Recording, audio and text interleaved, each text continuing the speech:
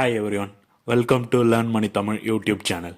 இந்த வீடியோவில் நம்ம எஸ்டபிள்யூபியை பற்றி கிளியராக பார்க்க போகிறோம். எஸ்டபிள்யூபினா எஸ்ஐபியோட டைரக்ட் ஆப்போசிட் தாங்க. எஸ்ஐபியில் நம்ம என்ன பண்ணுவோம், ஒரு குறிப்பிட்ட அமௌண்ட்டை குறிப்பிட்ட டேட்டில் ரெகுலராக இன்வெஸ்ட் பண்ணிக்கிட்டு வருவோம். இதே எஸ்டபிள்யூபியில் நம்ம சேர்த்து வச்ச ஒரு பெரிய காப்பஸ்லேருந்து எவ்ரி மந்த் ரெகுலராக ஒரு குறிப்பிட்ட டேட்டில் வித்ட்ரா பண்ணிட்டு வருவோம். இன்கேஸ் நம்ம வித்ட்ரா பண்ணாலுமே நம்மக்கிட்ட இருக்கிற கார்பஸ் நமக்கு இன்னும் கொஞ்சம் வளர்ந்துக்கிட்டே இருக்கும். இதை நான் உங்களுக்கு கிளியராக தெளிவாக எக்ஸ்பிளைன் பண்ணுறேன்.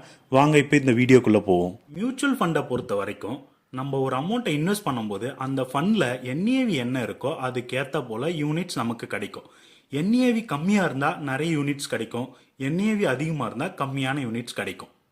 இப்போ இந்த ஸ்க்ரீன்ஷாட்டை பாருங்கள். இந்த ஸ்க்ரீன்ஷாட்டில் இருக்கிற மாதிரி நான் ஒரு 15,000 ருபீஸை ரெகுலராக 12 மந்த்துக்கு ஒரு ஃபண்டில் இன்வெஸ்ட் பண்ணுறேன்.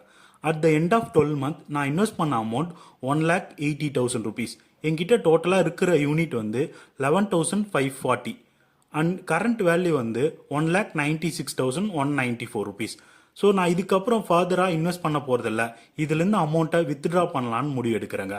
வித்ட்ரா பண்ணுறதுக்கு 2 டைப் இருக்குது. ஒன்று, நமக்கு ஏதாவது ஒரு செலவு இருக்கிற பட்சத்தில் இது எல்லாத்தையும் ஒரே டைமில் வித்ட்ரா பண்ணிக்கலாம். ரெண்டாவது மெத்தட் தான் SWP.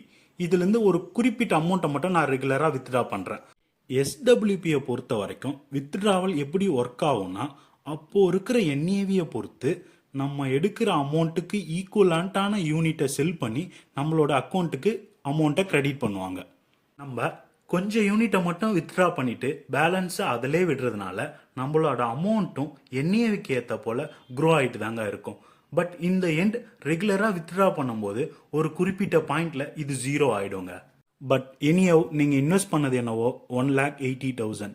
At the end of SIP அது 1,96,000 வளர்ந்துருக்கு. டோட்டல் வித்ட்ரா பண்ணி முடிக்கும் போது at the end of SWP இது 2,16,000 முடிஞ்சிருக்கு. இந்த ஃபண்ட் க்ரோ ஆகிட்டே தான் இருந்திருக்கு. 12,000 ருபீஸை 20 இயர்ஸுக்கு 12% ரிட்டர்ன் தர ஃபண்டில் நீங்கள் போட்டுக்கிட்டு வந்தீங்கன்னா at the end of 20th year உங்ககிட்ட ஆல்மோஸ்ட் 1,20 lakh ருபீஸ் இருக்குங்க. இதுக்கப்புறம் நீங்கள் இன்வெஸ்ட்மெண்ட்டை ஸ்டாப் பண்ணிவிட்டு அதை அப்படியே எஸ்டபிள்யூபியாக கன்வெர்ட் பண்ணுறீங்க.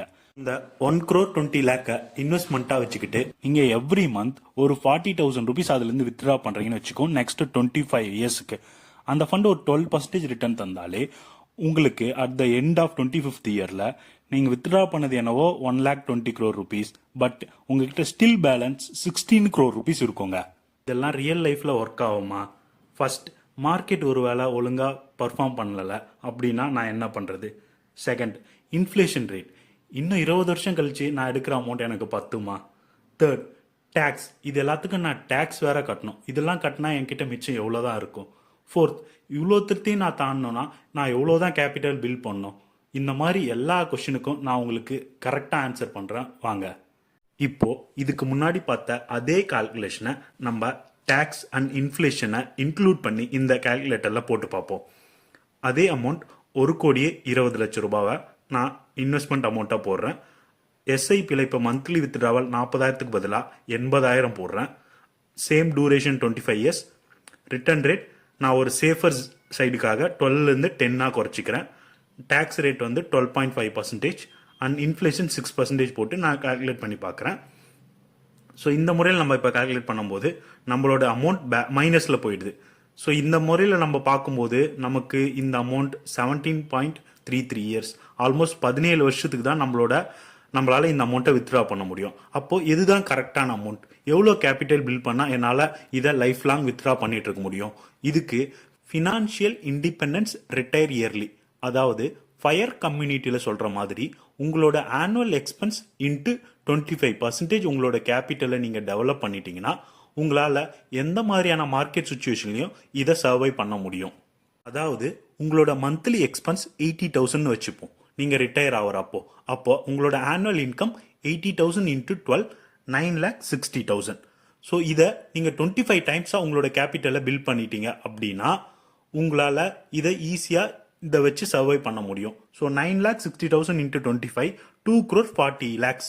இந்த கேபிட்டலை நீங்கள் பில்ட் பண்ணிட்டீங்க அப்படின்னா எவ்வளோ பெரிய மார்க்கெட் சுச்சுவேஷனை உங்களால் சர்வை பண்ண முடியும்? இந்த 2,40,000 இந்த கேல்குலேட்டரில் நான் போடுறேன். And withdrawal amount 80K, duration நான் 35 இயர்ஸாக மாற்றிக்கிறேன். எக்ஸ்பெக்டட் ரிட்டர்ன் டேட் 10, டேக்ஸ் வந்து 12.5%, ரேட் ஆஃப் இன்ஃப்ளேஷன் வந்து 6%. இப்போ நான் கால்குலேட் பண்ணி பார்க்குறேன். இதில் எனக்கு நெகட்டிவ் ஆகலை.